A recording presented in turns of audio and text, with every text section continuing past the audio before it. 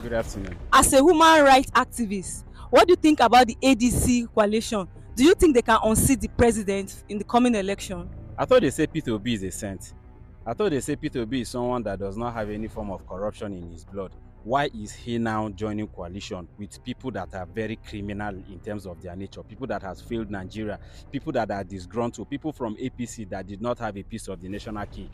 Why is it that it's this kind of people that Peter Obi is now forming force just to see that they unseat President Tinubu? This is a question that only fools in Nigeria will ask. If you look at Nigeria as a political system, it is very, very certain that 80 to 90% of people that are involved in Nigerian politics are all corrupt criminals. And as far as Peter Obi is concerned, the most important thing is to get to Aso Rock. Any means that will take him to Aso Rock is not the business of anybody. Because if you want to say, okay, fine, Peter Obi should not join coalition with the people involved right now, you want to ask yourself a simple question. Is it people like me and you that Peter Obi will now join the force with in actually forming a coalition that will seat the current president? So there's nothing wrong with Peter Obi actually joining forces with the people that are involved right now. Yes, we know that there are a lot of people there that what's it called, corruption is in their head and of course runs in the DNA.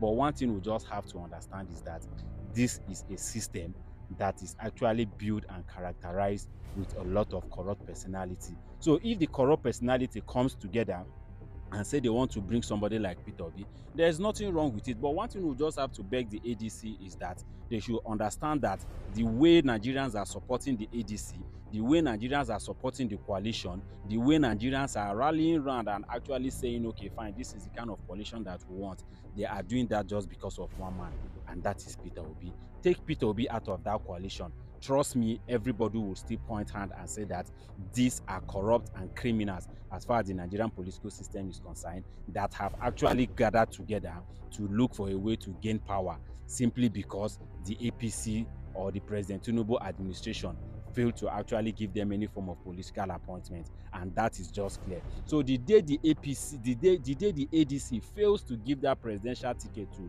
Peter Obi, they should just know that the ADC is as good as useless. Because if you look at it and the way Nigeria is going right now, anything out of Peter Obi in that ADC as their presidential flag bearer, the ADC does not hold any water in any way. Thank you, and that is just my simple opinion as far as the ADC and coalition of 2027 election is actually concerned. Atiku should go and rest. Amechi should just know that he's just there to actually support Peter Obi. El-Rufai should equally try as much as he can to finish the work that he has actually started by making sure that they galvanize the vote for Peter Obi. Outside this, it is just a very simple thing. There is no way that the ADC is going. And with the way we are seeing the likes of Atiku and the way we are seeing the likes of Amechi, is beginning to look like, if it is not me, let everything scatter. And we're equally saying it. If it is not Peter Obi in that ADC, one thing is very certain. Let President Tinubu come to finish his 8 years.